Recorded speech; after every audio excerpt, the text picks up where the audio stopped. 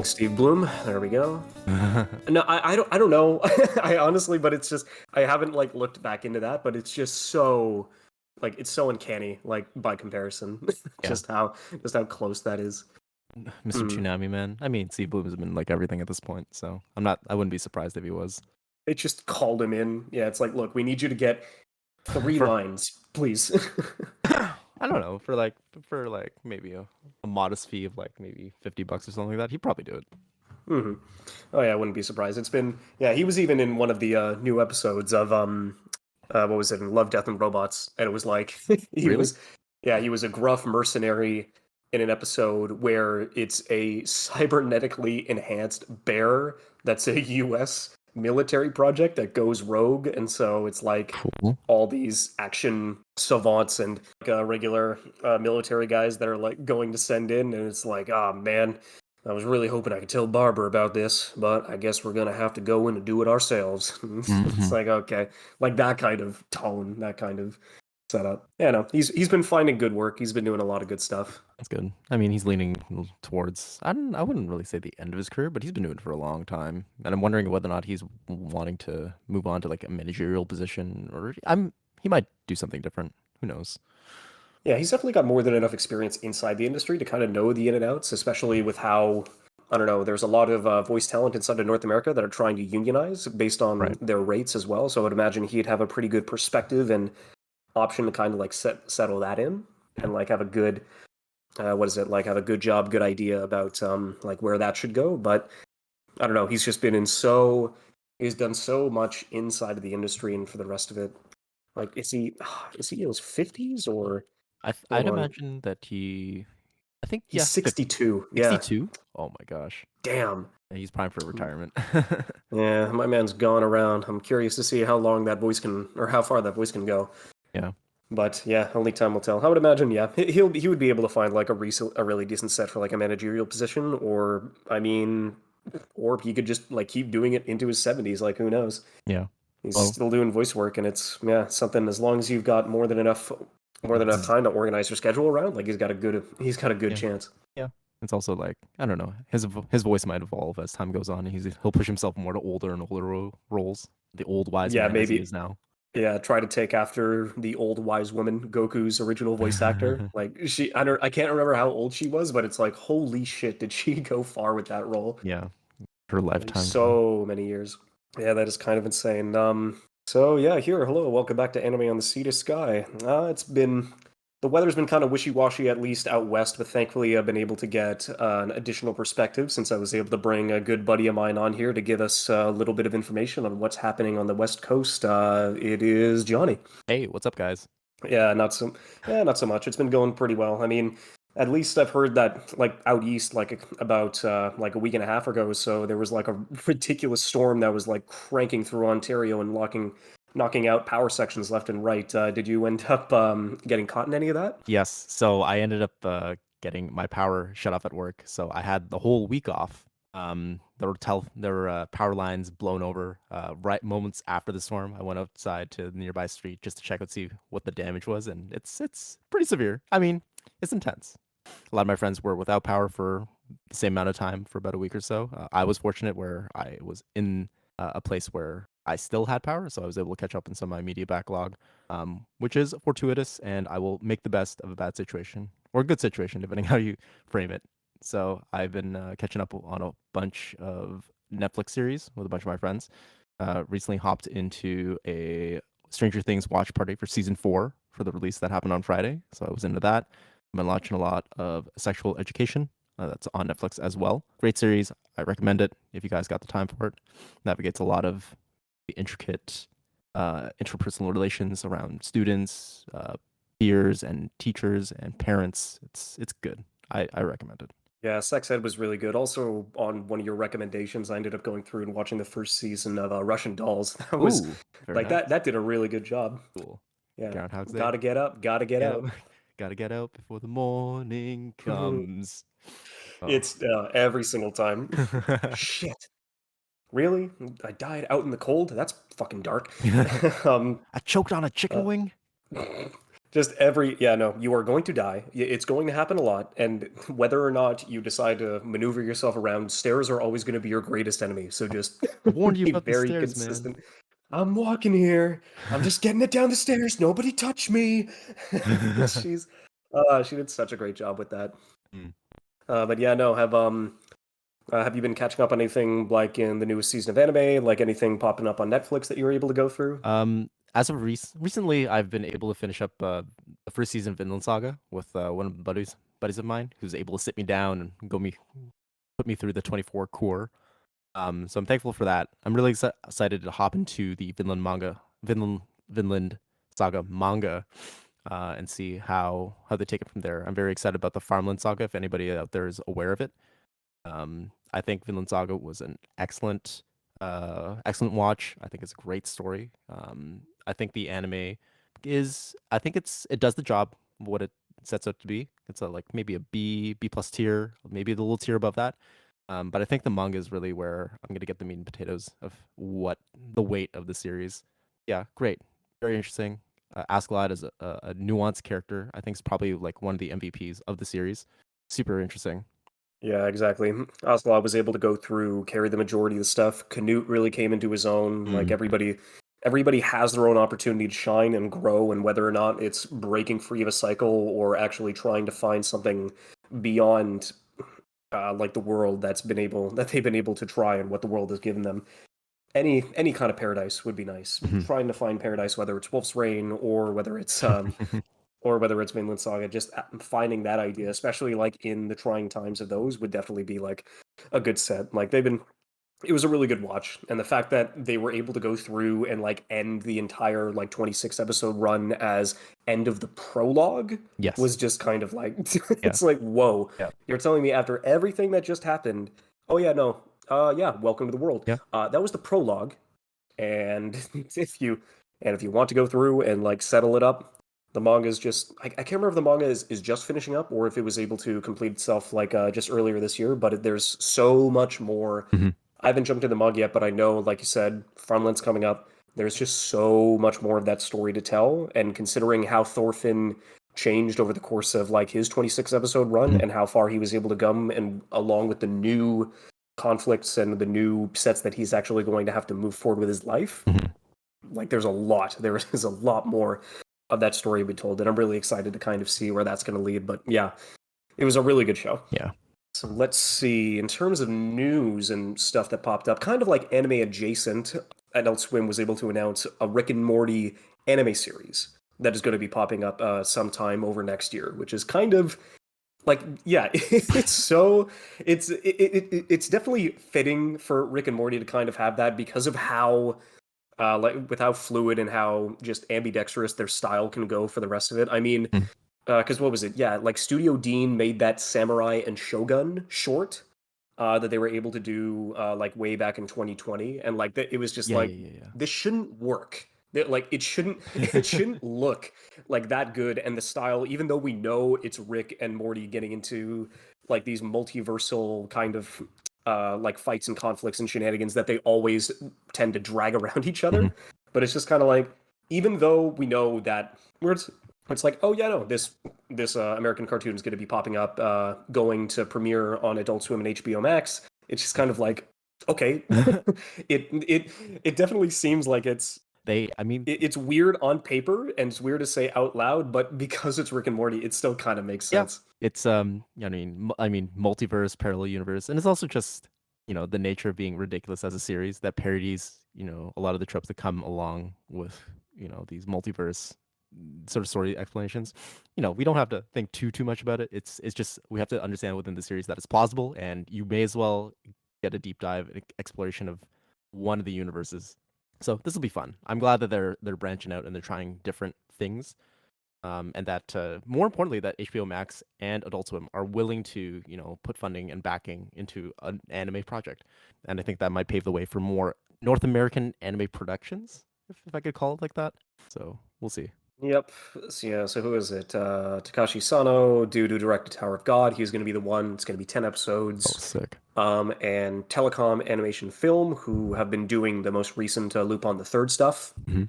So they're going to be the ones that are going to be in charge of the project. So yeah, I am really curious to see how that's going to turn out. I would say it's not really too much of a priority, but the fact that, with how Rick and Morty and how crazy you're able to like take those kinds of stories, I'm going to be really curious to see how they're going to meld it into like one of their own personal takes because of what they were able to just show with the samurai and the Mhm. shogun. I don't know. They've got a lot. They don't really have to live up to it, but it definitely seems like they've got a good idea about what they want to do, and it's going to be really curious to see Rick and Morty with a different perspective and a different take. Mhm. Oh yeah, finally, after over 18 months, Land of the Lustrous is going to return from hiatus in June. Yes. Next month, we're going to get our first fucking chapter for the first time since December of 2020. It's it's been so did you ever take up on my recommendation to go watch the Land of the Lustrous anime series? It's on the bucket list. It is on the Ah. list. It's I've got a lot of chugging to go through, so it's on the horizon. I'll check it out sometime this month. Oh yeah, no.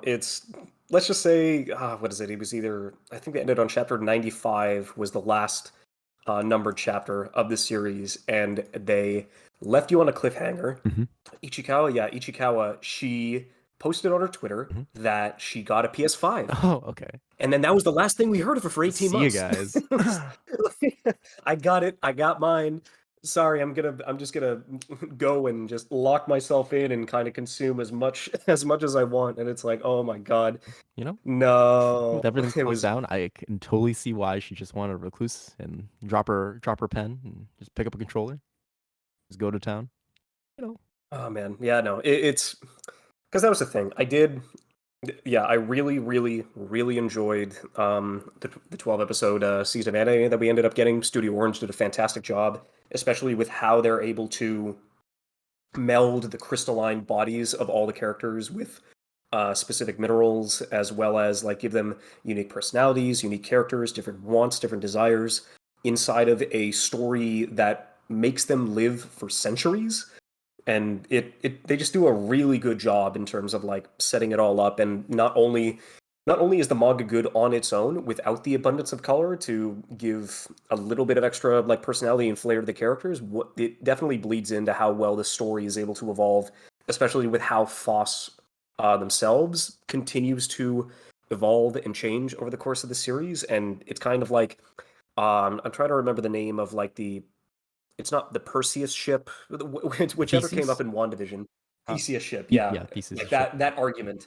Yeah, that argument kind of pops up considering how if a piece of the gems themselves gets broken and taken away, that's a good chunk of their memories, considering that it's all one conscious entity and ego. Mhm. And so like say you lose an arm, then an arm they say is like call it like a sixth or a fifth Mhm. of your total body, like you lose like a good sixth or fifth of the memories that you've been able to like keep yourself Mhm. throughout the rest of it. So it's just kind of like, and so basic, yeah. So the ship of Theseus comes up a bit, but regardless, with how crazy and how in the directions that it's able to go through, they still Studio Orange hasn't announced anything related to like Atlanta Luster season 2. We know that they're making a Beastar season 3. Yes. That's already on the table. Yeah. And now But that the manga it's of Beastars has concluded, I'm gonna be excited seeing whether or not how that's gonna play out.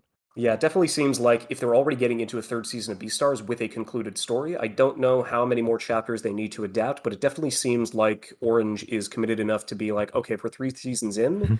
I don't know if 3 seasons is going to be enough to complete the entire story, but I do feel like they will go through and complete it for the rest of it. But then it's such a weird feeling because of like how much respect I have for Studio Orange, Mhm. where it's just kind of like Beastars is great and everything else around it, but because of their general like comparative size to like other major studios that are putting out like fucking one or two shows a Yes. season, Yes. it's just that I respect their work so much, but the fact that they're big enough that they're able to take on these larger projects like one or two a year, but still have to be like you're good at anything that you do and anything that you touch, but because of the manpower that you have, you're not able to like jump into as many things. So I'm hoping they expand, but I don't know. Beastars is great, but I would love to see everybody's reaction to where they go inside of a second season of Land of Lustrous, especially now that the manga itself is near its Mhm. conclusion and it's finally going to come back into print. I guess, yeah, I guess I might as well bring this up considering that another very well known mangaka that has finally come off of hiatus that is getting a lot of people excited and has recently become the largest Twitter follower handle in terms of all mangaka all time. Like, dude, Togashi, he's back. Hiatus, ex hiatus is no more. Well, we're gonna be waiting for a little bit of time until he releases the next chapter, but we can at least say that he's working on it and that he's alive.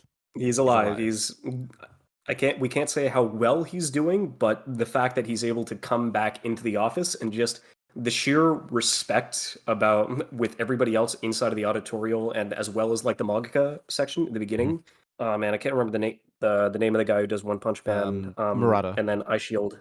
Yeah, Yusuke Murata was like like, just furiously posting on Twitter. It's like, guys, he's back. It's Yeah, like, nah, you're just fucking yeah. joshing. You're and just like everybody else, like giving their bits and pieces. Like, no, we've seen him. He's in Yeah. person. He's in office. And it's like, oh Then the shit, fans and then the flames the start the getting man, warm. the myth, the Yeah. legend. Yeah, Yeah. We it's after his long silence, like everybody was really, really worried about, whether or not Togashi even had the capacity to continue finishing his manga or even drawing his manga, if not to hand it off to editors and a dedicated team who can assist with that.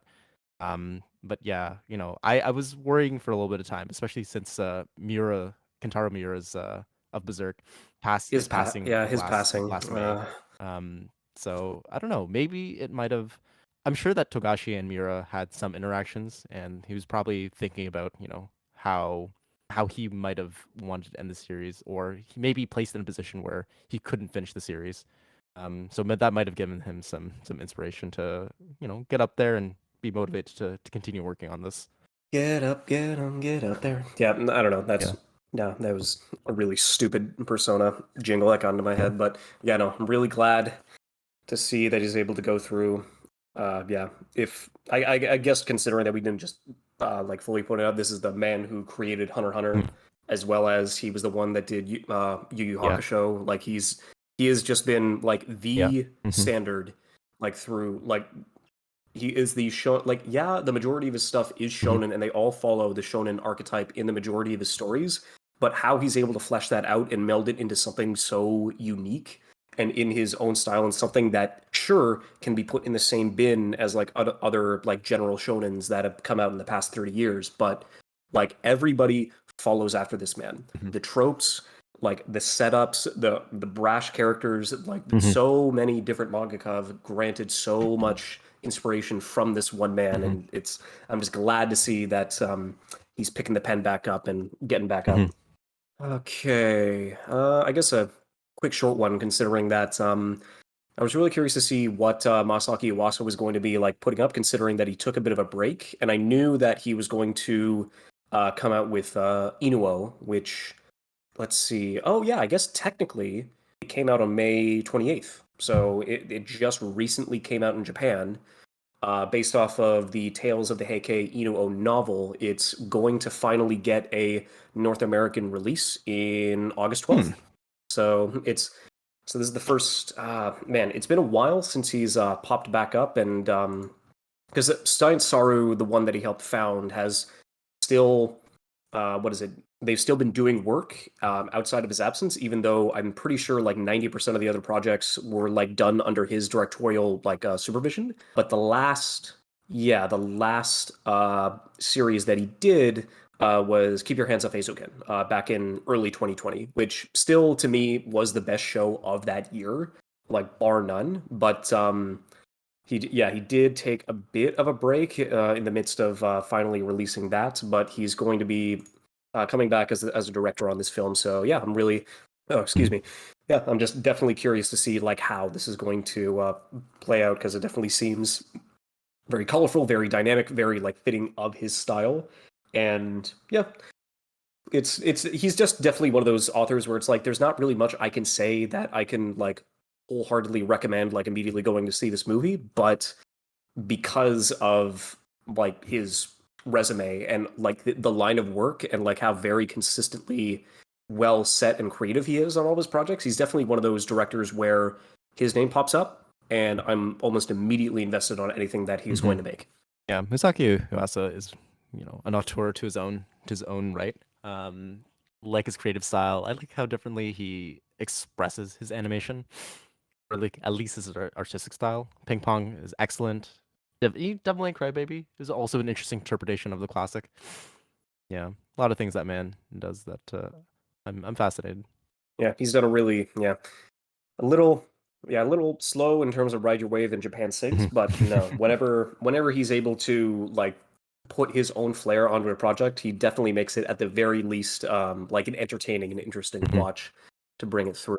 I guess one of the more popular ones that just got released, I mean, we all knew it was going to happen at some point, but they finally announced that Konosuba was going to be getting a third season. So yeah, it was just kind of like, oh man, the who would have guessed that we were going to get a third season after the moderate, but no, moderate's just definitely underselling Yeah. it. Like on the success of the Crimson movie that they were able to do inside of that Mhm. village, and yeah, that did a really good job. I really loved that kind of experience, especially going to see it in theaters. Did you ever like get to watch the Crimson movie Crimson movie. for I have Konosuba? not actually. Konosuba is. I still have the recommendation that it be if I had to devote any of my time to watching isekai, Konosuba is one of them that should make it through the list.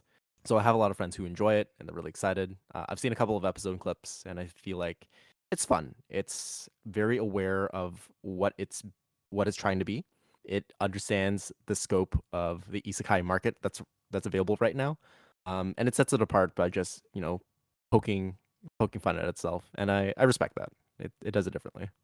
Yeah, no, it's definitely like it is like easily the best isekai comedy that I was able to Mm. go through. And I know I don't necessarily like have as much experience with the genre because isekai is just such a turnoff. Like for me, like I'm definitely one of those people where it's just kind of like if it's not doing anything Mhm. new and if it's not like setting itself up for the rest of it, then you're not really dragging me and giving me like a really good reason to go through and do Mhm. this.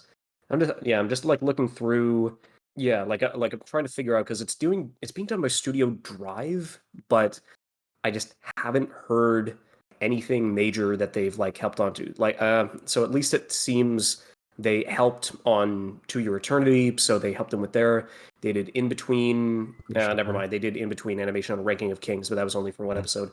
They did do in between animation for the majority of the series of Dress Up Oh, Darling, and so that was okay. popping up. And then they helped out with a lot of the animation of the first season of Konosuba, even though that was done by Studio Dean. Mhm. Like they had a lot of help in the animation production of that series, and so they're going to be, except in this case for season three, they will be the front runner. They will be like the face Nice. studio that takes on the majority of the work. So that'll definitely be interesting to kind of see how that pops up. But yeah, no, I would definitely go through and recommend. I really, it was the movie that takes place after the second season, the Legend of Crimson, was just such a experience live because just everybody you knew, like it was basically going to like a shonen like anime screening. Like Oh, everybody was okay. loud, everybody was laughing, everybody was going through, which is definitely, as long as you know that's exactly what you're going Mhm. for, like that's the most welcoming kind of experience, at least for me, like going into the movies. Like I know, like say like popping up, there's going to be a new Makoto Mhm. Shinkai film coming out at the end of this year. Like that's a movie where it's like, silence, connection, everybody is trying to go through and just experience the movie on their own terms. But if it's just a loud and proud, like comedic romp like Konosuba, just having everybody experience it in the same way, having that energy in the room was definitely something that just, I don't know, Elevates the it made experience. it really memorable and really special. Yeah. Special, yeah. And then I guess recently, this one popped up today that apparently Star Wars Visions is going to be getting a second season. They're going to be getting like a new set of anthology episodes that are going to be coming out So next a new spring. set of so to answer my question here, new set of anthology episodes. So like a continuation of the existing set of episodes, or is it like a new take on different ways that the Star Wars universe can exist? Yeah, it's the same. It's the same thing probably that they did in the first season, considering that the first volume that they put out last September, it was very much an anthology, different stories, different worlds, different characters. Like none of it. I don't think there was a single like recurring character from the Star Wars universe that came in. It was just all new characters, new Mhm. story, like new everything. It was just like so Disney basically said, okay, so Studio Trigger, Kamikaze Doga, Science Saru, Production IG, Genos, like all of you are going to be able to make your own 8 to 16 minute episode on whatever story you want to tell, as long as it's in the Star I Wars see. universe, like with these new characters. And they did an exceptional job. I do think that my favorite out of all of them, which kind of sounds bad in retrospect, but it was the first episode that they put on, which was animated by Kamikaze Doga, which was literally just like a Akira Kurosawa samurai Yeah. film.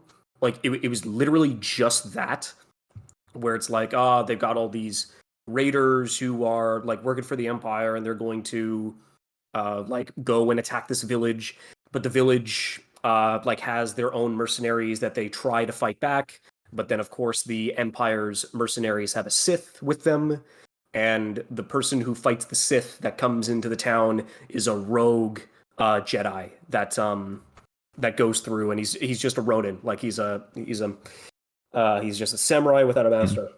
He's a nameless stranger that goes and helps the town that he. But it was like so much of the inspiration that that George Lucas Mhm. took when he made the first Star Wars, that it felt like the next evolution of a step that was just George Lucas, that was inspired by Akira Kurosawa, and then a Japanese director inside of a studio who also looked up to Kurosawa, but also then took the world Mhm. Afro Samurai. from George Lucas. Yeah, kind of like in Yeah. that similar vein. Yeah. But yeah, it's an anthology series, so it's kind of like you got hits, you got misses. Like that's basically how an episodic series like that goes. I would definitely still recommend it if you get the chance, especially considering that the first episode I believe is my favorite and probably the better ones. But it's like on paper, it's like, hey, guess what? Studio Trigger is doing a Star Wars episode. You'd be like, oh, I need to see how over the top Yeah. they can get with that, and they definitely Yeah. deliver. I I like it. It's still in their same over the top, wacky, fun, power power friendship kind of tropes that we're familiar with Trigger. I don't know. I think it's interesting. I would like to see more. I'm hoping that Volume 2 is a continuation of Volume One's episodes, and we get to see a further exploration into those universes, or they may decide to scrap it and try something different, which is totally okay too. Curious to see how they're gonna do it. Yeah, there were definitely a couple of stories in there where, because of course they all seemed like pilots, but there were definitely like an episode or two where it's just, oh yeah, no, you could totally expand upon this specifically depending on reception, and then like make that like an addition into its own like standing in the universe. Like there were definitely a couple of stories in there where it was just kind of like, oh man, where's the rest of it? And it's like, well, it's an anthology, it's kind of a pilot. But even then, with the limited time that they had, it definitely seems like the world that they created in those episodes like had so much more room to grow, and they set themselves up for anything that would go through depending on the circumstances. So yeah, I'm just kind of glad that they are going to be going through. Maybe we have follow-ups in a couple of the stories, because they might bring back the same people, they might bring back old studios, but they'll probably bring on a couple of new ones just to kind of see and bring on with the anthology spirit. But yeah, I don't know, I'm really curious to see how that goes, because this literally just popped up today. And yeah, no, I'm kind of excited to see what new directions they're going to be able to take on that. Mm. But yeah, I guess through there we can finally go through and get to the meat in the genesis about why we were able to go through and check on this, because like there were a couple of calls, like there were a couple of times when we were basically just going back and forth, and the topic of Mhm. Flash always came up. It was always something that was either inspiration or something that we remember consistently watching, like through the majority of the 2000s, before YouTube was taking off, when all these different portals and all these different websites had the opportunity for people to go in and use the tools at their disposal in the ever evolving but still very young and growing ages of the internet. But considering now with how much like anime itself takes off of Flash with the inspiration and the modern programs that are be brought into it. I don't know. It's just Flash stuff in general was like such a good way to just bring bring people or a worldwide audience just to not only give them an opportunity to view like different styles and like an emerging sense of animation, but also give people to hone their skills and kind of like bring their own Mhm. creations to life. Flash is Flash is an interesting sort of platform. So if we want to take a look about, how is like Flash we can associate with a lot of like the popular early internet videos like the peanut butter jelly time, the Numa Numa A, those sort of videos. Were all based around this really low bandwidth, accessible online uh, media tool that allowed animators to just start somewhere. And because it was basically free for most artists and most people, and it came bundled with a lot of browsers, everybody had it essentially, and that's why it got so popular and became this sort of culture in and of itself.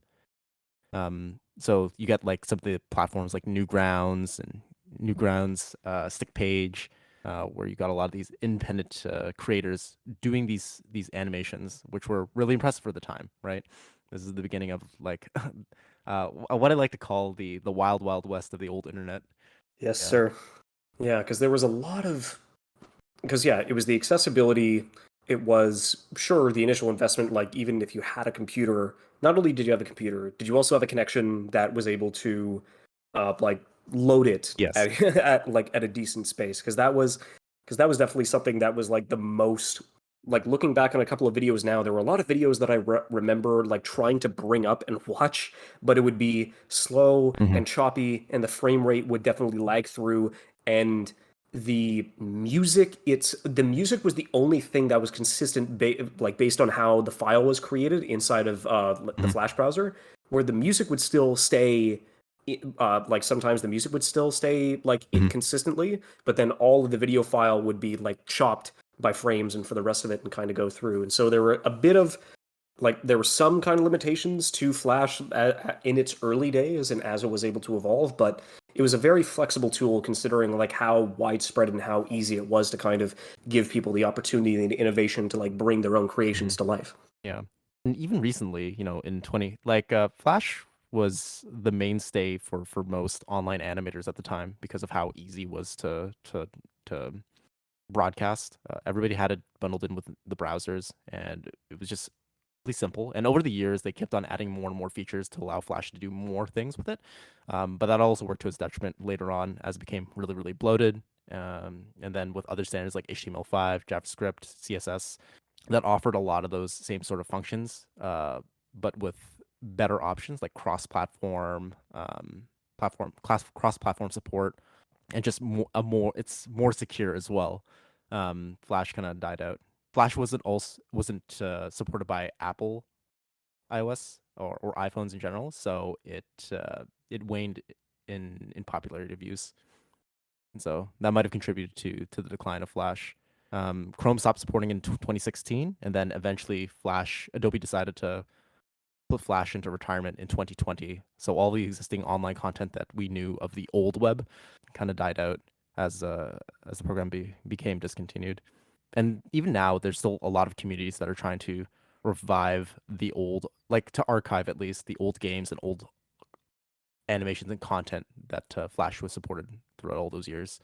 So that was probably kind of the genesis of why we got all these conversations together about the days of old Flash, the days of the old internet, and kind of reminiscing on how things have transitioned from that point to now. Yeah, it's definitely going through its twilight in the sense that it was like going through the old archives that thankfully the internet has been able to go through in terms of like going through and finding like looking at the old portal and browser pages of stuff like Fluid Anims and Stickpage that we'll definitely get into. Stickpage is still living. It's not archived yet, but considering that its support ended in 2020 with Flash dying, it hasn't been active for like a good like nearly 2 years now. So I'm really concerned about how that's going to go. But it's just like there were so many, yeah, like there were just so many huge like pieces and portals in different areas for people around the world to go through, converse, to show their own creations.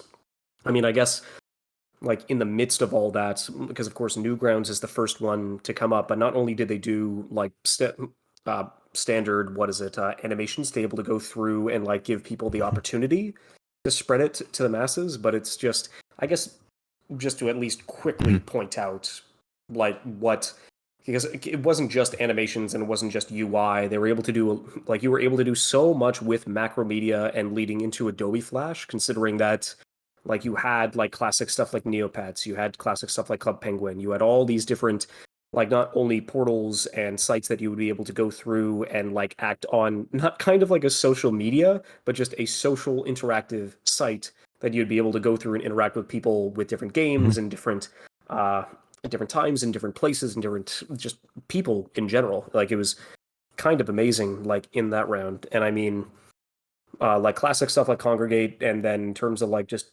game sites in particular that gave you so many opportunities to kind of like pave your own path and give people different methods of entertainment and opportunity. Cool Math Games, Addicting Games, and Miniclip were definitely like the ones that I frequented the most, and it was just there were so many hours inside the computer lab at home after school. Like there were just way. I never did get into like the major ones like Yeah. Club Penguin, like Maple Story, Yeah. like WoW, like not any of the bigger ones. Like there were just it was just so many hours and so many like days like spent going through on these sites and having the opportunity to like have so much choice and so many options because everybody wanted their own opportunity and everybody wanted to make their personal stamp with their own style, whether it Mhm. was a game, whether it was an animation, or whether it was just a Mhm. site in general. Yeah. There are a lot of it taking a look at the program now, it's just really simple to get started with any sort of animation project. It taught a lot of people about the fundamentals of just animating things and doing it efficiently, right? And you making sure that you like just have a background and move only what you need to move in order to to sell an animation.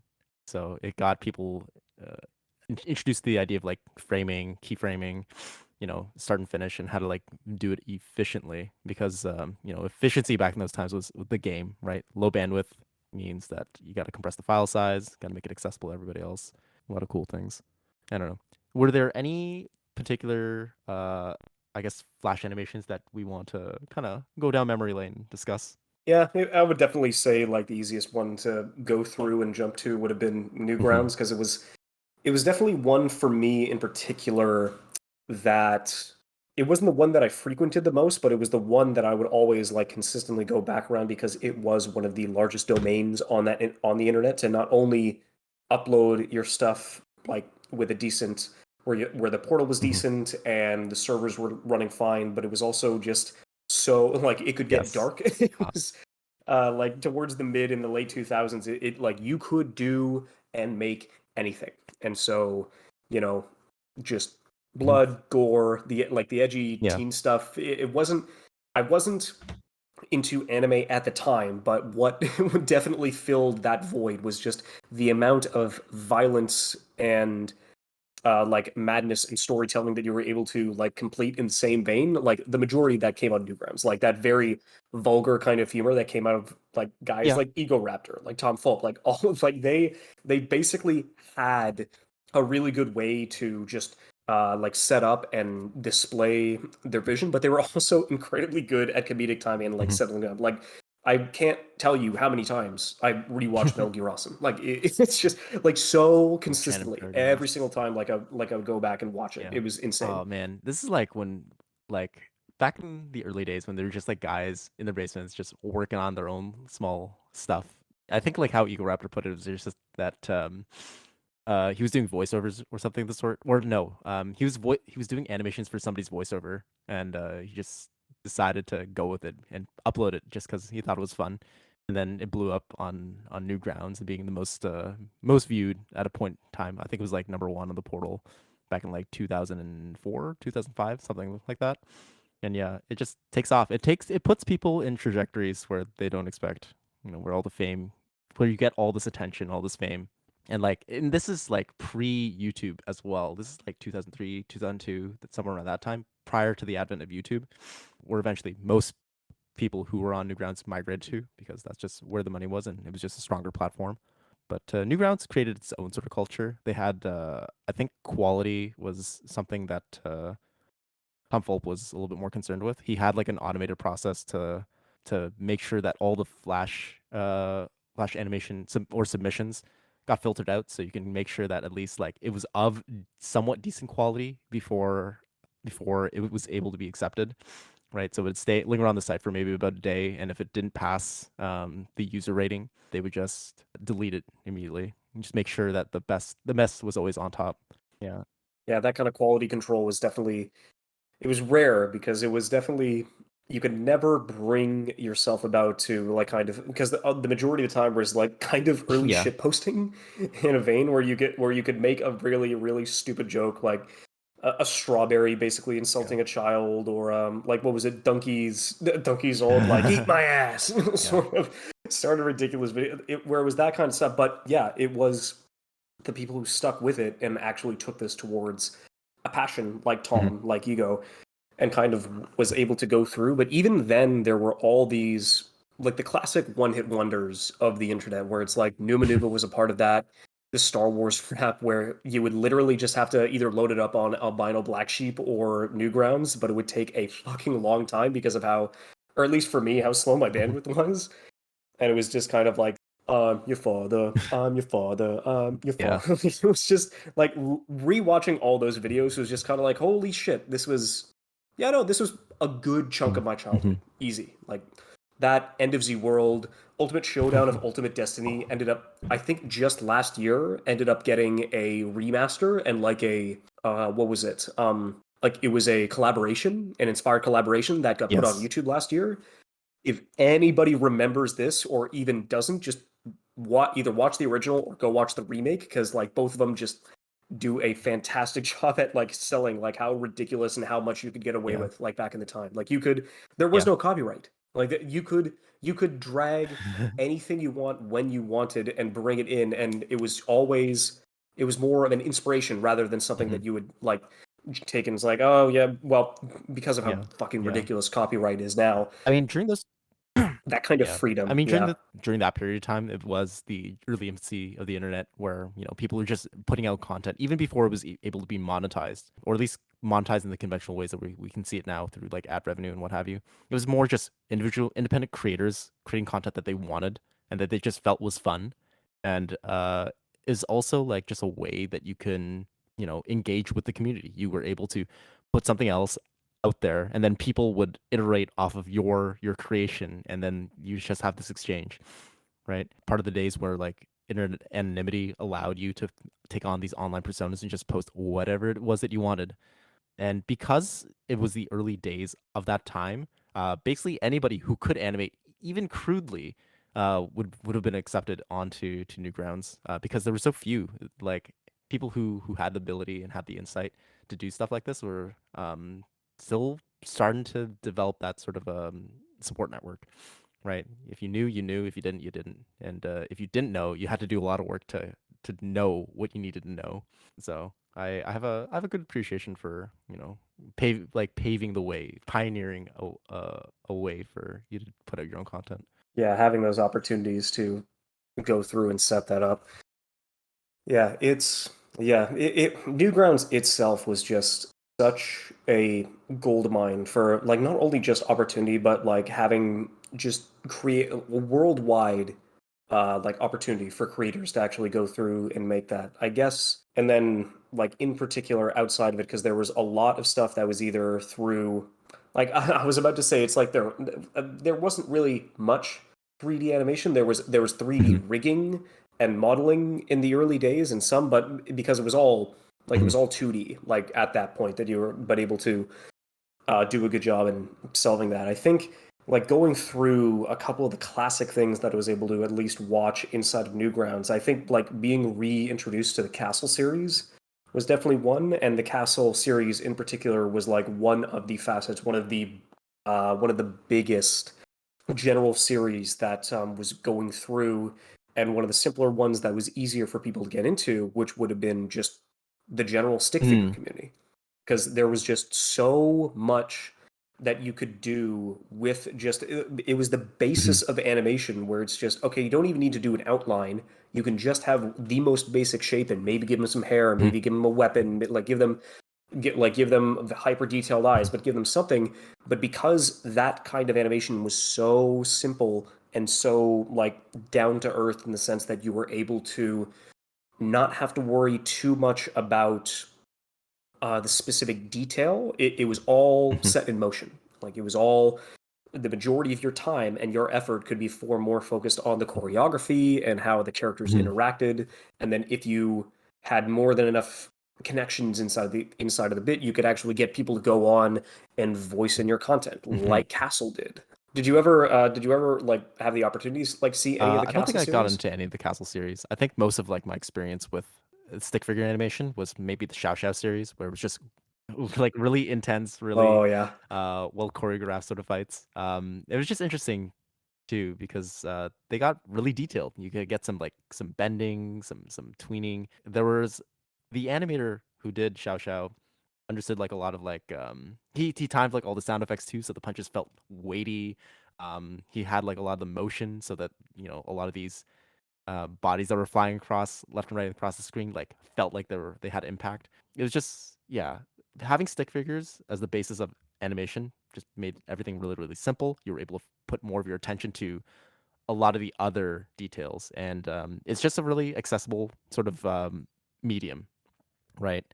You can layer on all sorts of ways. There are all sorts of ways that you can like use stick figures in your project. You can do like a slow story. You can actually have it like a dialogue included in your stories. You could have little text bubbles if you want to, and you didn't have to worry too much about like details of the characters either. You could just have like you maybe focus. It didn't even have to be like action oriented too. You could have. I watched a lot of series that were more story focused, and it was more like how to describe it. It's like a cutscene in RPG. Yeah, like any Hello? yeah, like any ones in particular that like stood out to you or like stood the test of time when you I don't came know. back? I think. Do you ever remember an animation called Johnny Rocket Fingers? Yeah. Yeah. Yes. Yeah, there it is. So that was kind Uh, of fun. I liked that. It was one of the better produced ones. But yeah, I remember playing the point and click adventure game, and just there's a lot of flavor to it, right? There's a lot. You have like small little point and click adventures, and then an animation would occasionally play here and there. It was just a smart way to like interact with your audience, given like this is like maybe at best like a 2 megabyte, 3 megabyte kind of game at that point in time. running So on what you could. Yeah. um, there was also the popular animation versus animator run. Yeah, Oh, Ellen Ellen Becker. Becker. Yeah, Oof. that was It was like, so creative too. Like it was like it understood the meta of things. It was able like so basically the basis of animation versus animator is that you have a stick figure who an animator is drawing and it takes on its his own consciousness. And then gets in some crazy things where like he's breaking the fourth wall. He's breaking the wall of the window, he's the breaking the program. program Uh, itself, like the windowed program, like inside of Macromedia, or at that yeah. time it was Adobe, and it was just like yeah, the way, and not only the ways that what was it? The ways that the stick figure itself was able to fight back, but the Alan, like the animator who was drawing the rest of it, where it's kind of like, oh, the frame tiles. I'm gonna use that as a, oh, excuse me, I'm gonna use that as an ammo dock to Yeah. use it as a turret to like go through, but Oh. and the stick figure itself has to like go through and try to adapt to everything that's going around, use all the tools that are inside the program itself, and it's just kind of like, nah, fuck you. All right, I've completely and utterly destroyed this program. Time to go Yeah. wreck shit on your computer inside the desktop. It was so meta in a way that I had never like really seen Mhm. before, like way back when, and it just it was one of like the prime like stick figure animations that were like kind of like breaking the scene and actually Mhm. getting more It's people into like it. like super tongue in cheek about it. Had great comedy. It was also like fluidly animated. It was just really clever. They took a lot of like tropes like copy pasting things so you could have more things on the screen. It's just like yeah, it's good. I dug it. I dig it a lot. And the fact that he was able to like produce a series of animation versus animator or yeah, was really neat because like you had a continuity to it. Like maybe once every like other year he might produce like a 10-minute episode of something. But like when you think about like the length of these animations, like somebody had to like work on this pretty tirelessly for I don't know, in a space where like there was no guaranteed profit. This is just a passion project at this point. And I don't know. It's just really endearing to see that somebody's been able to put this much effort into it. Anyways, there was also the I think like the one of the first videos that I saw on Stickpage was whatchamacallit, Counter Stick. You remember that one? Yeah. Mhm. Oh yeah, no, it was. Yep, it was definitely in a. It was a time that was weird because I knew that it was based off of Yes. a video game, but it was way too early for me to know. I was too young to know what Mhm. Counter-Strike was, like either 1.5, 1.6, like the classic for the rest of it. So just the storytelling and like the jokes and the comedic timing in general was still like funny in its own way, but it was still able to like go through and like even bring about a good amount of conflict and a good amount of comedy inside of a game that I'd like never heard of or never played before at the time. It's like, yeah, sure, I've put like a good amount of time in CS:GO. I Yeah. still play like shit, but like even like even back then, actually giving me the opportunity and technically that this was like my first introduction to the world of CS was like, yeah, Yeah. that was really The interesting. voice act, even just like the basis of the storytelling is mostly just like text bubble. It was really basic, just text bubble, panning shots of the map, so to speak, and just like a lot of sound effects and little voice clips. Yeah, it was good. I liked it for the time. I think if I ever revisit it, might feel a little bit different, but it might be fine. It's always simple, Yeah. really simple. And then we get into like some other ah one of the standouts to like Newgrounds to me was also like the Madness series. If you remember that at all? But yeah, no, Madness Combat. It's that was definitely one where it was also one of those it's one of the classics. Like it's definitely one of the ones that for me, especially with how it's blended and still made its way like into modern times and still like lives to this Mhm. day and is still being worked on, especially since it's been 20 years since Yeah. Matt Jolly put it out. And well, Matt Jolly, Crinkles. but Crinkles is definitely the one that is the name that like pops up whenever the conversation surrounds Mhm. this series, considering that, yeah, it was when I found it out, I didn't like jump into it immediately like back in 2002 in the first one. The first one that I watched was 5, and I think 5 came out at around like Mhm. '07, '08. Like that was just crazy in terms of like what he was Mhm. able to do and accomplish because it was more his like not only was it the action, it was Crinkle's Yeah. storyboarding, especially with how he was able to like push this story, which was very simple, where it's like the dude is yeah, the dude just fights Mhm. people because he's a troublemaker, and then he wants to make more trouble, so Yeah. he's going to kill It the was all over sheriff. some pie. He just But wanted then like it was It was all over all some over some pie. pie. It's like it's really interesting to me the Madness series because it started out with the Madness one was just a very again a simple story about just a guy who's making some trouble and just wanted some pie and the sheriff sends over some goons to rough him up and he just keeps fighting them off. The first within the series were really tame and really mild, and then as like each iteration, each episode or installment of the series, it got more and darker, more violent, and he was also able to like flesh out like a small little world. Like Crinkle's world building was super fascinating to me because nothing was ever explained other than like somewhere in Nevada, right? And that was it. That was it. That was the Uh, only it setup that was you got.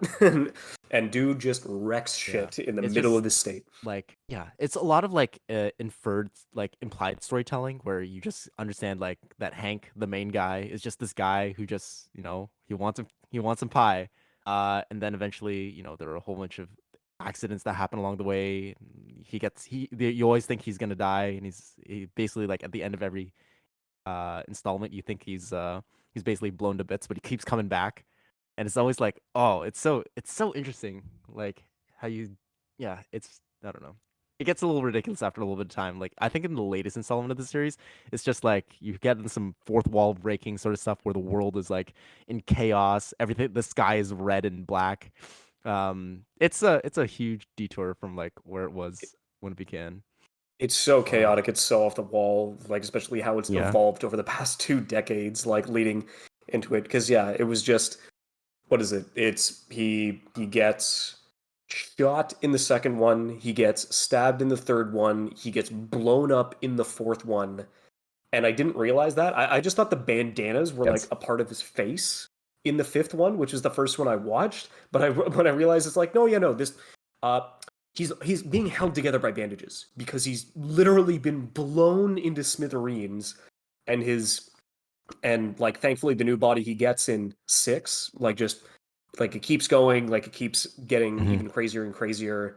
Actually no, and it was so weird, especially like his never mind. His design in 6 was that he Yeah. got his head ripped off, and then the clown was like, so the clown is so Joker-esque Um, in his what was it? one where it's like it's not in it's not in the same vein where it's like, oh, I don't want to kill you, what would I do without you, where it's more like, oh, I want to kill you, but it's so much Yep. more fun when you're around, so I'll kill you again and again and again and again and again, and then keep bringing you back to life, because honestly, dude, shit is so boring without you here. And it's such a weird, just crazy dynamic between between two of the characters in inside of this world, on top of which, like, what is it, the So savior himself yeah, keeps bringing yeah. So himself back into it, but it's just that the madness has to end. Where he was initially a guy who was brought in by the sheriff to be Mhm. like his bodyguard, but then as it goes on, where it's just, no, I am fucking sick and tired. I've been thrown into this hellhole called Nevada. I was the one who was supposed to purge the wicked, and now it's gotten to the point where everything is so chaotic and out of hand that my only goal is to shut everything and anything that is happening Mhm. here, and nothing will stand in my Oh, way. Like yeah. I it is mean, insane. hence Madness Combat. I don't know. Crinkles, it's also like interesting how they had a collaborative effort on Newgrounds because like that's just a platform where, you know, a lot of creators will congregate.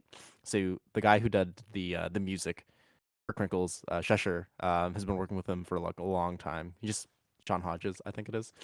Yeah. It's kind of neat like how you can get like cross like just collaborations within a space. And the fact that yeah, I mean, the fact that the series itself is not only running to this day, but because of how like massive it was in its inspiration, that they literally just designated a Madness singular Day. day because of Yeah. how many yeah, Madness Day, Have because of how influence. much Yeah. like fan content and yeah, influence and other projects that were going through. And it's like, okay, so we understand it's very popular. Although I will admit, the one thing that I am going to give Crinkles is that like the best, most unique but innovative design choice of his was that I Yeah. can't draw for shit. Like that's just in general. It's part of it's because I'm lazy, but also because I just feel like I have absolutely no just drive or passion or talent like around the set. But I the only one of the only things that I do know is that one of the classic ways to like begin the Mhm. facial construction process of a model is like having that Yes. oval and the cross like on top of their face. And I thought that was just a regular design choice, but it was like the fact that he was able to use that Yeah. as like such a good meta take This is on like I how mean, to this is design his own essentially like characters was the like, all beginning right, of like I see you, this that's is like good. the basis for like the stick figure equivalent in 3D, right? So yeah, the stick Yes, figure sir. equivalent to 3D, and yeah, it's just really easy to set up your characters like this and just dress them up in different ways and have them animate the things they need to animate. Yeah, I definitely do think that, yeah, Madness Day like did a lot of good stuff. It was able to, it brought in a lot of video games that I played. Like every year it came around, I would check in, I would look at the games, I would look at the fan art, I would look at the like compilations and the collaborations and the productions that they were able to go through and like bring through. Because yeah, for me in particular, the one that popped up, I'm trying to think. I didn't. I didn't watch the first one when it came out in '07, but I think it was 2009 where I ended up watching the first, or no, it was 2010. 2010 was the year that Zionic Madness 3 came out, and Zionic Madness is just easily, like bar none, the best like Uh, Madness inspired project to date. Like it is so good in terms of not only the action and the pacing. The first episode or two, which the guy put out in '07 and '08, was more voiceless, like it was more text box and for the rest of it. And then it got into this more evolved, grittier style from mhm. part 3 onwards. And it also included voice work to kind of like give all the characters that had been like Voiceless. Yeah. recently just more stale, like Mm. voiceless in for the rest of that. And they did a really good job, like bringing this not only into a world that's not like related to the Banda series, but like similar design, similar setup. It really focuses on guns. It really focuses on ultraviolence, but the story and the characters that were like melding and revolving around all the conflict that happened in this series was just and the fact that I would still Mhm. have to wait like a year or two because all these projects were like such a big effort for the handful of people that worked on it, where it was just kind of like, look, yes, I understand. I'm only going to get 10 minutes of content a Yeah. year, and I'm gonna be happy with it because it was just like that good and that well set up and Yeah, small time constructed. creators, and you have to think about like how many frames across like if you think about like how many frames per second that they're willing to animate, it's like what? Like you're at best, at the very worst, maybe 16 frames per second or something like that, right? If they really put it out there, it might be like 24 frames, but somebody had to like, copy paste, all the movement, choreograph it. Yeah, it took a long time. So anytime we got like even a treat of animation, it's just like, wow, thanks guys. This is like I understand. It's gonna take some time.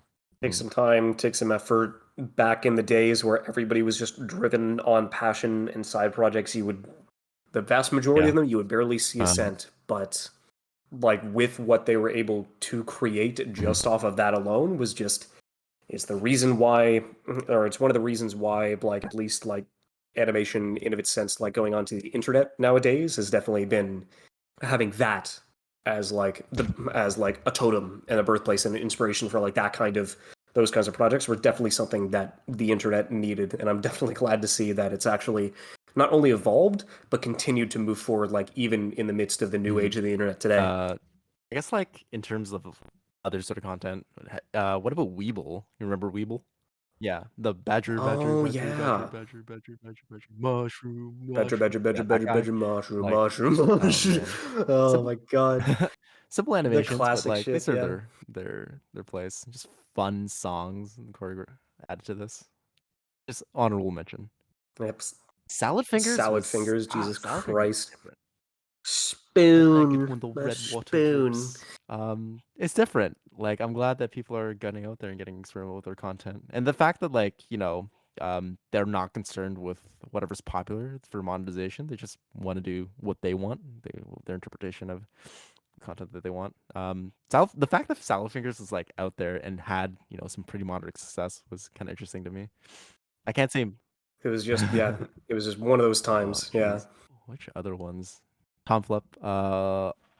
There's also like Tom Fulp's Alien Hominid game that was released, and also like his Pico series that we should started off on, right? Yeah, he is, which became one of the mascots of Newgrounds, Yeah, like in its like infancy. all Like, those oh yeah, movies. no. I mean, like a lot of these creators put out small bits of content like over a longer course of time, and like they end up developing their own sort of like universe for these characters, and it's just fun to play around with them. It's keep building on a series. Yeah, and even the ones that were like small enough in the infancy of like the website itself, like even found mainstream success, like not only like on the portal itself to play the games, but then like Mhm. Alien Hominid got a game. Like Dirt Bike got a game. Like what is it? Helicopter Yeah, ended up just yeah. turning into Flappy Bird. Like all of these general like sets for not only animations but games themselves were able to at least like find their footing and also have the opportunity to go through and just expand out to like the general consoles and like the general like age and demographic to actually Mhm. go out and buy them too, to actually finally make some profit, to make some dough on their hard-earned cash, which is definitely something that Mhm. I was excited to Oh, see what too. other ones do we want to get in Dojo for another like for a lot of League of Legends inspired like animation combat? There was also like Alvin Earthworm and the Super Mario Bros. Z. Sprite animation in general too, like yeah, that was easily like the first one that popped up and probably one of my most like rewatched things, like once I got out of the portal and once he started posting on YouTube too, because there was just so much frame loss that I found, but he was still doing a really good job at like creating these like at creating these worlds and at creating these opportunities. But also, before I ended up starting watching anime, Yes. I knew what Dragon Ball Z was, and I knew that, and I knew it's super. But the fact that he was able to combine this into like a high octane, sprite filled action fest that Mhm. also had like a reoccurring story with all the characters that they ended up bringing through, not only from Mario's world, from Sonic's world, but I guess in the It was same vein of like yeah, well, technically Mario's world, I guess, but like Stars of Power. Stars I'm of trying to Power. remember the name. Like it was an N64, like there was a Oh, Mario turn-based Paper strategy Mario? game that was like the No, not Genesis. Paper Mario. Oh, yeah, yeah, yeah. No, even It before was Paper just the Mario, Mario there was, RPG. yeah, like basically that. Like that's where he was able to bring, like he was so deep into that like style of game that Alvin ended up like putting out characters inside of that world and bringing them like onto his Yeah, projects. Like it was yeah, just, oh, he had everything, like yeah. everything like Nintendo and Sega related. He would always just bring it up and reference it. But his animation, like it was relatively simple in the first ones, but like once Mhm. you got to like 6, 7, and 8, like those Yeah. episodes were fucking crazy with Yeah. what he was It able was to super accomplish with his simple too sprite because like animations. he would reuse the assets in smart ways where okay, so like for those uninitiated, Super Mario Bros. Z is basically a Dragon Ball Z-esque story set in the Mario universe where Mario and Luigi get some foreign invaders where Dr. Robotnik ends up transporting himself to, or Chaos Emerald ends up getting transported into the Mario world, and then they have to, then Mario and Luigi have to go on this journey to like get these visitors back to where they came from, and it's that sort of story, right? The Chaos Emeralds are basically equivalent to the Dragon Balls in this series, and then like Metal Sonic is sometimes Vegeta, main antagonist, right? He And is the Dr. main Robotnik is kind of like antagonist, this yeah. mustache twisting villain, and then Bowser's also in the midst of it. So you have like this these villains teaming up with the other series villains, and then like Shadow and Sonic are like the equivalent to how would you describe it? Goku, Vegeta, Like Goku, yeah, yeah, Vegeta, Future Trunks. Trunks, maybe like Future Trunks could also be like a part of that. Yeah, now that I think about it, fuck, it's like, oh shit. So it's just the Cell Saga, but in Mario Sega like crossover universes in sprite form. Yeah. Wow, Ah, that's fucking crazy. yeah. Holy shit, But the I didn't fact think about it like that way. he used what it was just like a nice attention to detail where he took a lot of things that were in universe in the Mario games and Sonic games. Even the way that they write where he wrote his dialogue in those like standard text bubbles that you're familiar with those Super Mario RPGs, and use that as the method to convey the story was also kind of like, oh, that's nice. That's a good. That's it makes you feel immersed in the story. Like this is something like an actual Mario game that I could have played, or Sonic game that I could have played. But instead, like we got these like bombastic fight sequences that are very anime-esque in style. Even like the sound effects, like when they're like flashing around and they're moving really, really fast, like the sound effects compiled with the way that he choreographed the fights were pretty simple. When you think about it, it's just like a still frame, maybe a flash or a particle effect, and then you switch the position of the characters. But he was able to sell it so well that I just felt it. It was like so efficient. Like I would want so much more of it. And because he did it so well and so efficiently, he was able to pump out like eight or 10 episodes. Like it's really good, and all those were like maybe like 10 or 15 minutes at length, and it was just like, wow, I feel like he could have actually made a solid series on his in his own right. Yeah, it's good. And also like how he had Yeah, like it an intro, oh, it like was a Pog. intro episode card as well, in the same vein of like Dragon Ball Z was also super fun. Like the Oh yeah, you knew it, like if the title didn't set up, it was always, yeah, the hue, it was the inspiration on top of the characters, on top of the setting. Like you knew exactly, like, even though like at the time I didn't know where the majority of it lied, considering that I hadn't seen as much Dragon Ball Z. I'd seen the memes, I'd seen over 9,000. Like it was just that I yeah. wasn't too much into it. But then looking back in hindsight, how much of its inspiration like came from that, if the name already like didn't like throw that out, but it was just what he's able to do.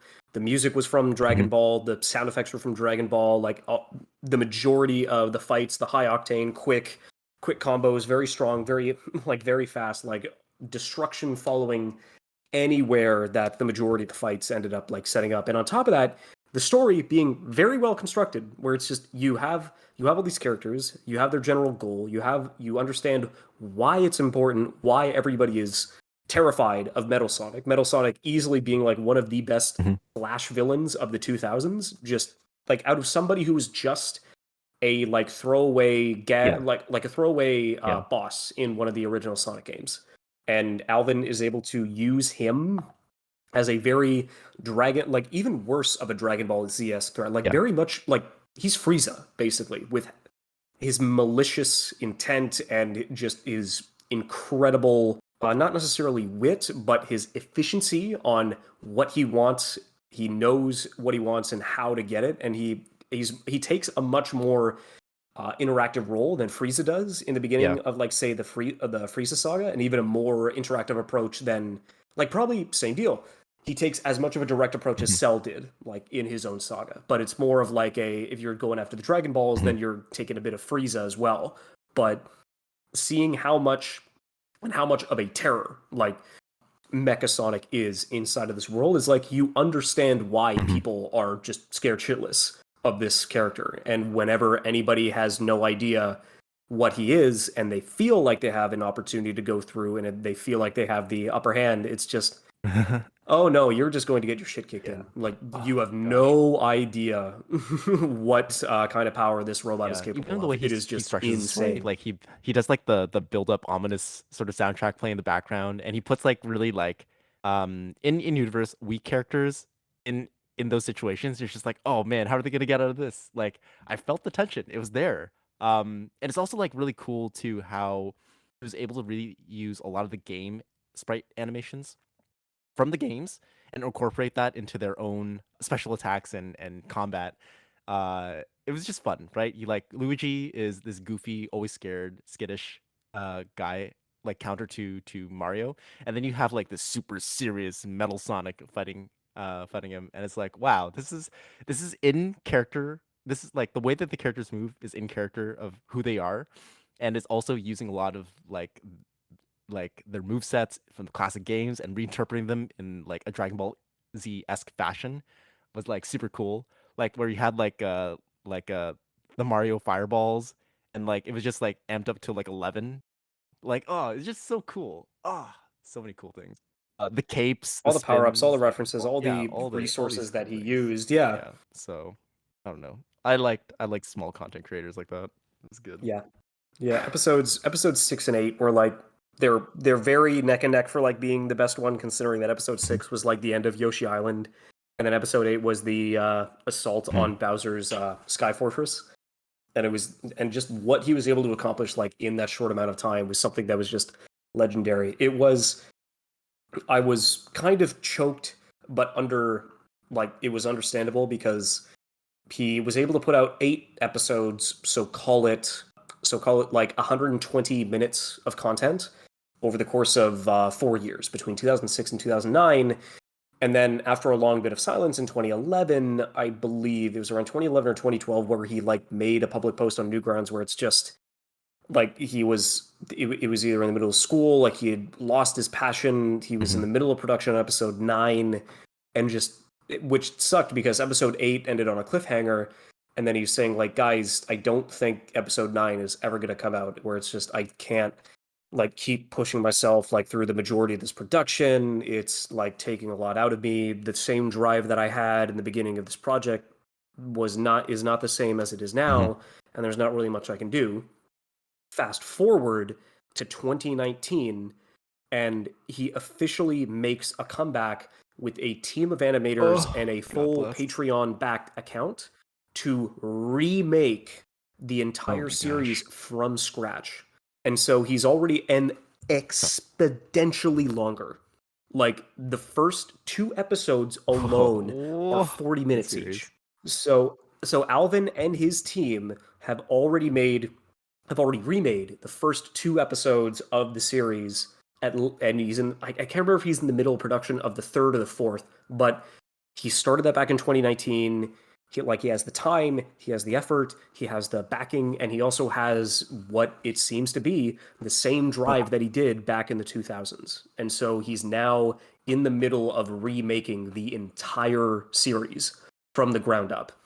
And all these episodes have been around 40 minutes long that he's put out so far, and he seems passionate at the moment, and he seems driven, and he's going to continue. And the day, maybe at some point in the 2020s, maybe he'll be able to catch up to where he was initially at back in 2009, but I don't know. I'm excited, and I'm glad for the Oh, dude. everything's coming around full circle. Even like now, when we think about Crinkles as well, like he's trying to produce a madness, like a true madness game, and he has like a lot of like successful Flash games, but he's trying to make it his own project.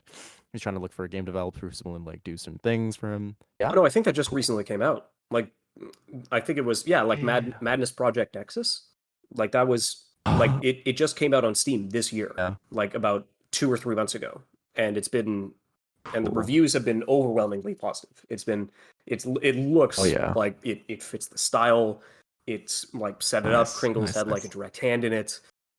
It's like I haven't been able to jump into any of the gameplay yet, but it is Solid. madness through and through. Like they've done, apparently, from audience reception, they've done a really good job at like setting up a game inside of that style. So Oh yeah, yeah, it's it it's is. I definitely see on it. I Steam. see I it can't now. remember if I yeah, I can't remember if I looked at it on sale or and I can't remember the price, but yeah, no, it's Yeah, from what I've released in heard, it's September doing a really 2021. good job. Oh, solid. I'm so glad. Coming around full circle. We had like Alien Hominid that released on GameCube, and it was like, wow, this is just like some small time dude Yeah, who's baby. able to produce his own product, get out there on the mass market. I mean, like it was a cultural success for us. Like for anybody who was in on the ins, they knew. Yeah, it's just nice. It's nice to see like small creator representation. Yeah, and there was yeah, what was I going through? Like, were there, because I know like recently there have been also in terms of like sprite animation, like a Mhm, lot of like MapleStory related content, because mhm, same deal, sprite stuff, like set up. There was a really good Unbreakable like wood collab that was like done in the same vein mhm, and has been popped up over the past like couple of years. But like was there more? Because like unfortunately I didn't really know as much. mhm. I knew that MapleStory existed. I had buddies of mine that played it Yes. like a good chunk of time in high school. But what I also didn't realize that on top of just like the regular sprite animation community, that there was also a possibility inside of the Mhm. Yeah, MapleStory there's a community. whole bunch of like fan sprite animations that were used just because the sprites were available in code. In fact, some guy decided to set up an animation template filled with a whole bunch of sprites for just anybody who wanted to make their own stuff. He called it Band Story. Um, so it had like the classic MapleStory animations, the characters, and it's all there, right? The facial feature, the facial expressions are all emotes in game. A lot of the animations for the attacks are already in games, so like you may as well just it's a sandbox. You can do whatever you like with it. You can let's see, yeah. There were a couple of popular series that followed a lot of like traditional tropes of anime, right? Like I think there was one guy who did something similar to like Samurai Champloo, where there were two guys decide to fight each other, and then they're trying to escort this like princess or somebody of value out to some place. Yeah, also just like fight collabs, like fight compilations. Those are good. Even like the MapleStory music videos as well, which I had some friends like singing to. Like I don't know, it's just nice. It's nice to see like people making stuff to other stuff. MapleStory music videos, like you just pick your favorite song and like imagine like how you might express it through the characters of these sprites. It's kind of neat. You know, pick your Linkin Parks, pick your what you call it, Slipknot. Like there was a lot.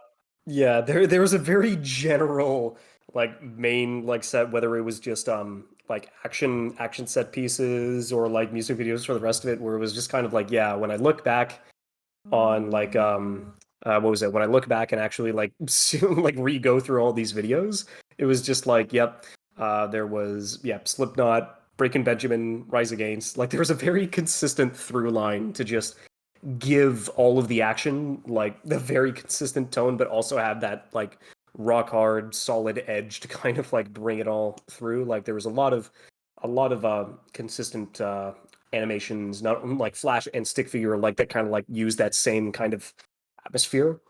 and tone to kind of like bring their action to fruition. But yeah, no, it was like there was very similar for a Hmm. lot of ways. It was very similar. Hmm. What else? But yeah, I guess I'll just quickly bring it back to yeah, like stick figures in general.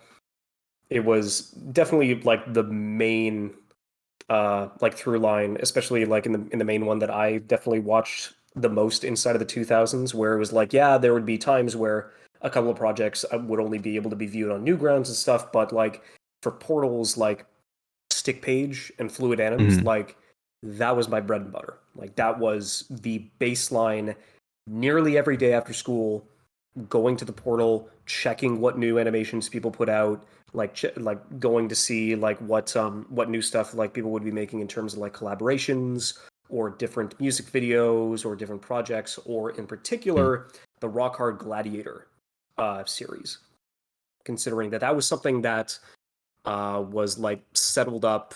It was originally rockhardanims.com, which was it was a domain that was beyond my time, considering that it only had a short living frame because it wasn't able to keep up with servers, and so Rock Hard Anims basically Oh, merged okay. itself with Stickpage, and so Stickpage was like the Rock Hard Gladiator, and it was basically just one creator Right. makes a stick figure fighter, somebody else does the same, and they make a bio. Like it's like here's their powers, here's their weapons, here's their color, here's their design, and just get in contact with each other and make a one-on-one with your own like Oh, unique created okay. characters in the middle of this community.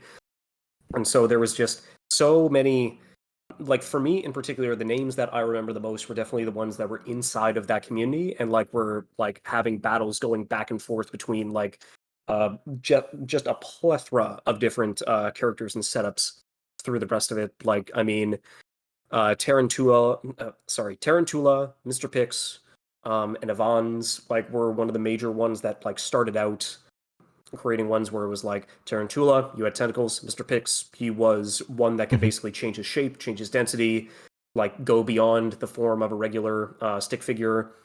Like Nazul was a dude who carried a big fuck off cross like Nicholas D. Wolf would have Trigun. And yeah, parts of the cross had knives and guns and one big katana that also popped out of it. Gilded Guy was just a dude with a helmet and a couple of weapons, like he was very much a knight. Hyun is definitely one that we'll get back to, considering that Hyun in particular is definitely the one that I would bring up and is trying to drive the modern like stick figure Hmm. community today to kind of like keep that Yeah, one because he's been alive. featured pretty prolifically, especially like I, because we both play League. He was featured on a lot of like League of Legends fan creation content in the early days, where they were putting it up on streams for tournaments and things like that. So he got a lot of he got some spotlights. right, Eric Kwan, yeah, that's it. Because yeah, he was the one that Mhm. his character was Yo-Yo. He had a fucking sonic yo-yo that he would just like go through and breeze through like a full set of baddies, as well as his various opponents that he would go through. But then yeah, League of Legends was also one, considering that he made like 4 or 5 stick figure spotlight videos where it was just stick figures, but it was different League characters. And so like in the midst of that, between 2011 and 2013, it was just kind of like awesome to see that kind of representation on your own champions and your own characters, and that was awesome.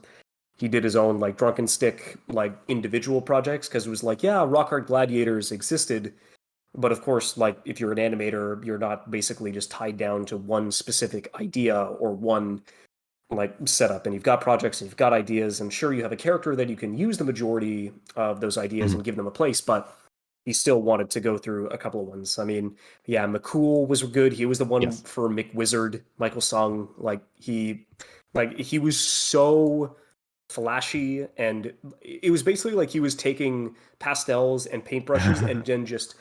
splotting explosions like onto his screen. Like he was very like his was just the McWizard, Yeah. and so it's like, yeah, sure, he's a wizard. Like he can, it's basically all bound by his Mhm. creativity, which thankfully for him was in abundance. And so he did a really good job in there. I mean, what was it? Jom. I'm trying to remember. No, Oreo was the one who had the like pincer gauntlets. Jom was the one who had a big, who was very simple. Jom had a big fuck off sword. Yeah. Like he was basically Shtick. Cloud. That was his Yeah. That was his Okay. whole rock hard gladiator. Yeah, that was his shtick. Drifts, he was like all these classic names. Oh my god, it like just a huge throwback. Drifts was one of the first guys that Alpha fought, and he was basically a dude with a big Mm. scythe and electric powers. That was his shtick. Stone was one of the original creators of Fluid Anims, which was also another big portal. Probably one that I did. Fluid Anims was definitely the one that I went to the most Mhm. in terms of like a stick figure content, and for the rest of it, Fluid Anims was also like in the midst of a portal. So because Rock Hard Gladiators could also be posted on Stickpage, you could also post them on Fluid Anims. A lot of back and forth, but Fluid Anims I felt was like the biggest Mhm. hub for animation specifically because Stickpage was great, but Mhm. it was like half animation, half games. So it was just kind of like another place that you could put your animation on, and another one where Fluid Ends was just strictly here are the daily posts. Here are the top 50 most viewed posts, and here are the best creators. And if you're looking for somebody new, somebody to interact with, or somebody to talk to, or Mhm. to somebody to figure out their body of work, it was much more intuitive for a creator like specific base rather than stick page was just okay, well, here are the games, here are the things. I mean, sure, it's you can label it under the same name as the creator in Stickpage, but Fluid Animus was definitely something that was a lot more like creator focused, like in that one where like Hyun's Dojo nowadays takes a lot of inspiration from. But unfortunately, they ended up getting merged with uh, Stickpage back in I Yeah. believe it was like 2008 because they just couldn't really like go through like the site had hosting issues for the rest of it. Yeah, Stone was one of the. It was basically Mhm. Stone and Turquoise who were the first ones. I mean, the other big guy who wasn't a part of it was Endo, but I gotta like shout out to Endo because this was the dude that had Chuck, who was just a dude with a bandana and flaming nunchucks. So like he was a fantastic character that always like had a lot of good. And Endo was like really good in terms of his animations. He was probably up there in Yeah. the top five of my favorites. But for Fluid Anims specifically, Stone, Travis Steven was imperative through its creation. He even had his own rock art gladiator, who was basically just a big strong man and a big fuck off hammer. Like that was very simple, very down to earth. But yeah, that was his general thing. And if there was, Jesus, if there was anybody that you could talk to at length, who thankfully still does stick animations to this day, it would definitely be Phillips Lock and Lolly, or Turquoise, who for the longest time Turquoise. I pronounced as Yeah. Turquoise or something really silly because I was only Right. like I was like 11, 12 at the time. It's like I tried to pronounce it as I was just trying to like give it Right. form like based on how it looked like it was spelled, and then years and Oh, years after the fact it just the was like, color. wait, it's just Turquoise.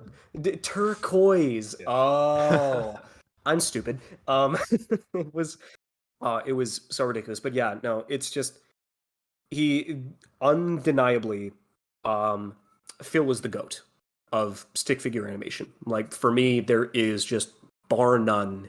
He is the one that like made the way, paved the way for everybody to look up to. He was the one that made the most dynamic, the most interesting, and well choreographed fights inside of Rock Hard Gladiators. His independent projects were also stuff that would be incredibly well polished and well set up. He was always like because he was one of the like original starters of Fluid Anims. He was very down for collaborations. He had a lot of networking like prowess in terms of like befriending and bringing everybody underneath his own vision. Like just Mhm. everything revolving around this guy. He was it like he is the goat. It's just so easy to put him at the top of the totem pole for everything else that was related to the stick figure community Mhm. way back when and even now. And definitely, I mean, you can't necessarily like leave out his own creation, which for me, I just called it by how it Mhm. was spelled, FLL, and it was like, oh, like Falfa, and I thought it was Falfa was like the next one, but then it's just he was very what was it? Like he was he basically did turquoise in a different way, and then it took me so fucking long to realize that like what he did is that he combined F and L to make like a very cursive A inside of his set, and he was really creative to make it only specific to just two letters, and it's like, oh, instead of that, it's just alpha. Yeah. Damn this Yeah. damn this dude's creative.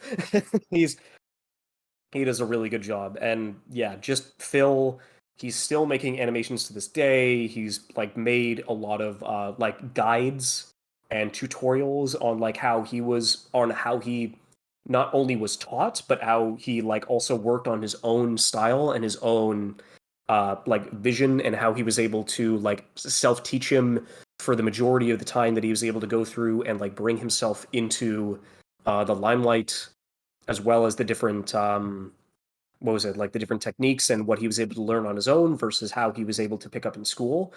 It's just that he had so much experience and so much connectivity and so many different ways to go through and connect with the community in like such a drastic way to kind of like bring him as not only like one of the heads of the community, but just easily one of the best, if not the best animator inside of like that Mhm.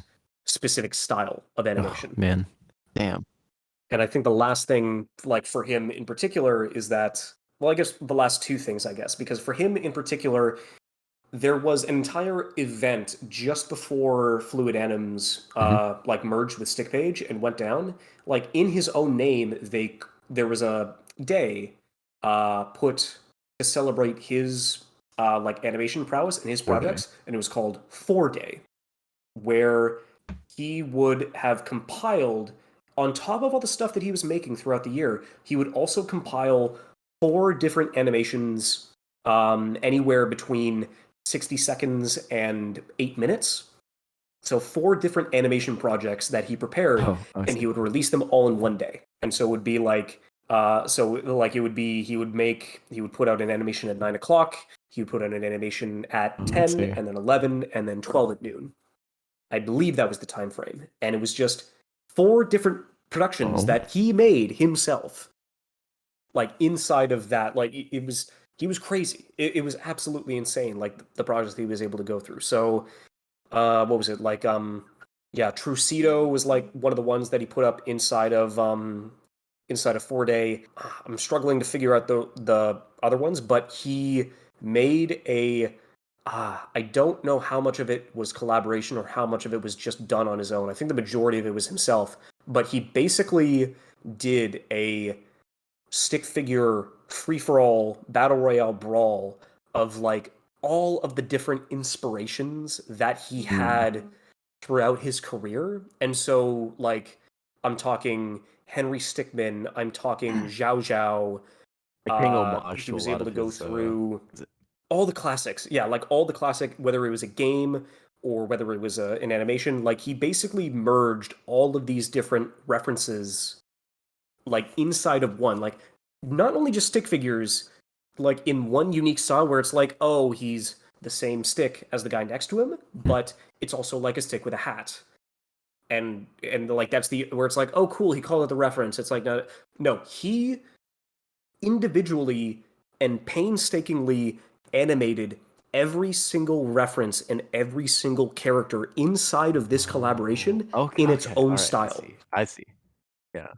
Like he animated all the like in all their unique styles. Like they were all different. Like some like Xiao Zhao, like very, very simple, like very set up, but just Yeah. like oh Fancy Pants Adventure, like all of these different styles where it's like sure some of them are Stickman, some of them like still have the same deal, but they were all in their own Mm, like original vision, I see. like how their own original creators animated it. So no, he just did so much, and then I guess the Doors collaboration that he was able to go through and like help create. That was like I can't remember when the first one was, but it's just Doors 5 came out a couple of years ago, and it's an hour and a half long. Like the community that he's been able to help flourish over the past, decade and a half, and like in what he's been able to go through and what he's been able to accomplish, especially everybody around him, when everybody else has been able to go and connect and just collectively I don't know, just collectively accept and also bond over this specific style of simplistic animation that everybody's been able to go through and cherish and like work and build over this extended period of time. I don't know.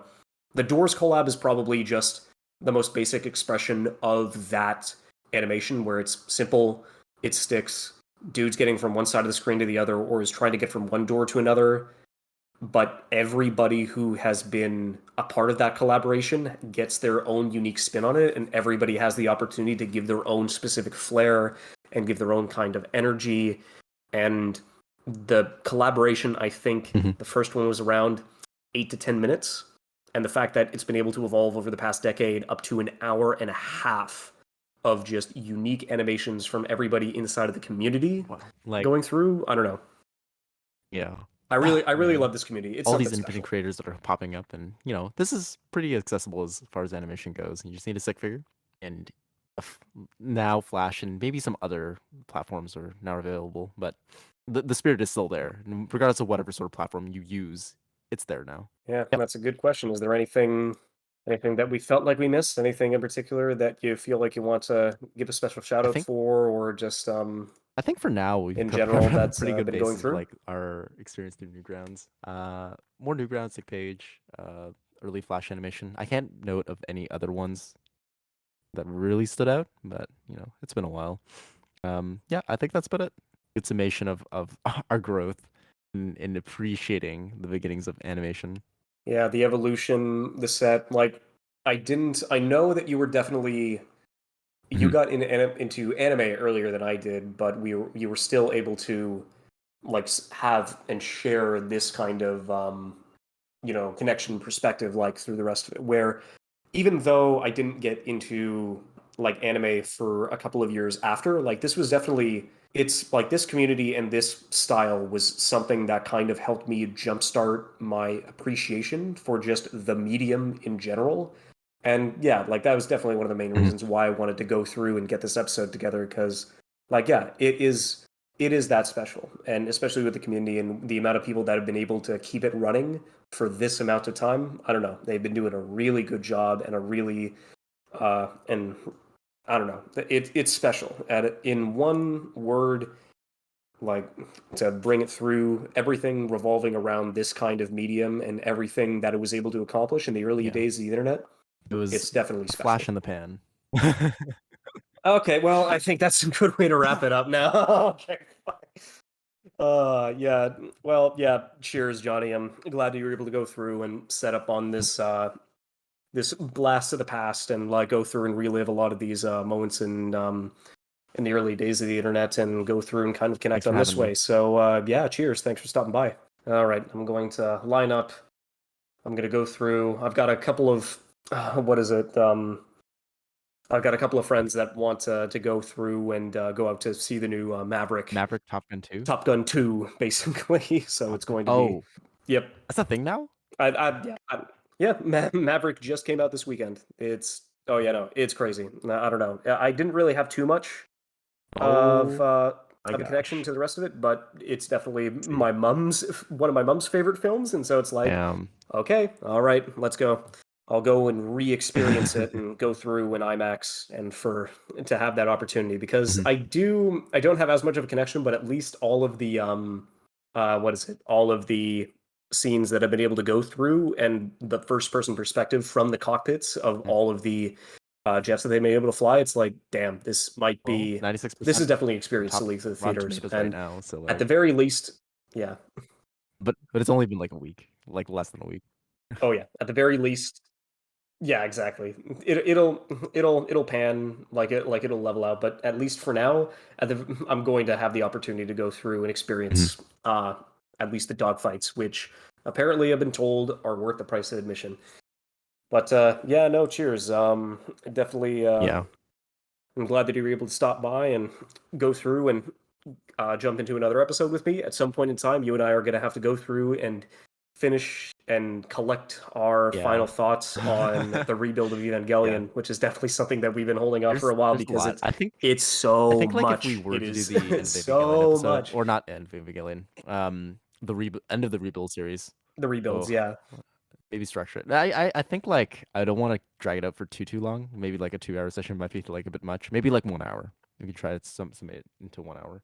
But yeah, it would still take some time to kind of like not like I'm gonna have to rewatch that movie at some point. Like it's like knowing how long it is, even though the at the end of the day it was an enjoyable experience. Is like holy shit, do I have to go back and actually rewatch this again so I can just go absorb and actually process everything that went through. But yeah, I'm hoping that we'll be able to go through and look at that in the Here, near man. Thanks, future. man. But See you around. yeah, cheers. Thanks for stopping by.